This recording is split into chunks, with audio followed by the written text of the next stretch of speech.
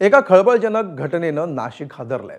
जादूटोण्याची भीती घालून गणेश जगताप नावाच्या भोंदू बाबानं तब्बल 14 वर्ष एका महिलेवर लैंगिक अत्याचार केला। 2010 पासून हा सगळा प्रकार सुरू होता। इतकंच नाही तर वेगवेगळी आमिष दाखवत त्या कुटुंबाला 50 लाखांना लुबाडलंय। या संदर्भातला हा स्पेशल रिपोर्ट। हा आहे नाशिकच्या निफाडमधल्या धारणगावचा भोंदू बाबा गणेश जगताप। या माणसाने नाशिकमधल्या एका महिलेला जादूटोण्याची भीती दाखवत तिच्यावर 14 वर्ष तब्बल 14 वर्ष लैंगिक अत्याचार केला। मला तू आवडतेस आणि तुला मिळवण्यासाठी मी स्मशानात पूजा करतो असं सांगून संबंधित महिलेवर या भोंदू बाबाने दबाव आणला।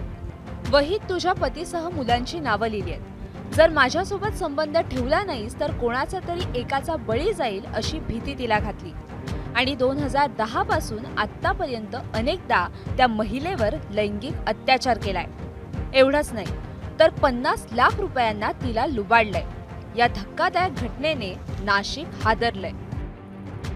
गणेश जगताप याने केवळ जादूटोण्याची भीती घातली नाही तर या जादूटोण्याच्या तंत्रविद्येच्या मदतीने पूजाविधी करत थेट जमिनीतून सोनं काढून देण्याचं आमिष देखील दाखवलं। केवळ इतकंच नाही तर बंगला घेऊन देतो, फ्लॅट मिळवून देतो, पैशाचा पाऊस पाडून देतो असे एक ना अनेक आमिष दाखवून या भोंदू बाबानं या कुटुंबाकडून 50 लाख रुपये उकळले। या कुटुंबातल्या महिलेचं लैंगिक शोषण देखील केलं आणि या प्रकरणात त्याच्यावर याआधी देखील अनेक गुन्हे देखील दाखल आहे। या संदर्भात आता इंदिरानगर पोलीस देखील पुढील तपास करतात। हा प्रकार समोर आल्यानंतर गणेश जगतापला तात्काळ अटक करून कठोर कारवाई करण्याची मागणी अंधश्रद्धा निर्मूलन समितीने केली आहे। महाराष्ट्र अंधश्रद्धा निर्मूलन समितीच्या वतीने आम्ही पोलिसांना नम्र आवाहन करतो की या बाबाचा तातडीने शोध घ्यावा आणि त्याने आतापर्यंत केलेले सगळे काळे उद्योग समाजापुढे मांडावेत आणि त्याला कडक शासन होईल जेणेकरून इतर बंधुगिरीलाही आळा बसू शकेल। यासाठी आम्ही त्यांना पोलिसांना नम्र निवेदन करीत आहोत। महाराष्ट्रासारख्या प्रगत आणि पुरोगामी राज्यात लोक अजूनही या अंधश्रद्धांवर विश्वास ठेवतात हे दुर्दैवी आहे। याच अंधश्रद्धेला बळी पडून पुण्यातल्या डोळस कुटुंबाने आपली सगळी संपत्ती गमावली। कोल्हापुरातही टिचकी वाजवून भूतबाधा उतरवण्याचा दावा करण्यात आला तर चक्क अजित पवारांच्या बारामतीतल्या घराजवळ काळ्या जादूचा प्रयोग करण्यात आला। तर याच जादूटोण्याची भीती घालून गणेश जगतापने नाशकात एका महिलेचं 14 वर्ष लैंगिक शोषण केलं। आमच्याकडे एक महिला तक्रार करण्याकरता आलेली होती।